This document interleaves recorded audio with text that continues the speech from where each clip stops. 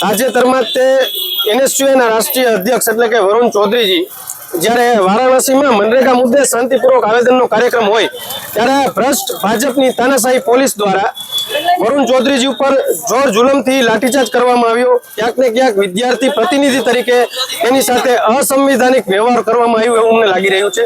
ક્યાંક ને ક્યાંક ભારતીય જનતા પાર્ટીની સરકારને કોઈ પણ પ્રકારના વિદ્યાર્થીઓ મુદ્દે કોઈ પણ પ્રકારના જાહેર જીવનના મુદ્દે લોકશાહી ઢબે આવેદનનો કાર્યક્રમ હોય તો જોર જુલમથી લાઠીચાર્જ કરવામાં, ખોટી રીતે એફઆઈઆર કરવામાં ભારતીય જનતા પાર્ટીની ભ્રષ્ટ પોલીસ દ્વારા આવું અનિંદનીય વર્તન કરવામાં આવ્યું છે। ત્યારે ગુજરાત એનએસયુઆઈ નહીં પરંતુ સમગ્ર ભારતનું એનએસયુઆઈ આ ઘટનાની નિંદા કરે છે।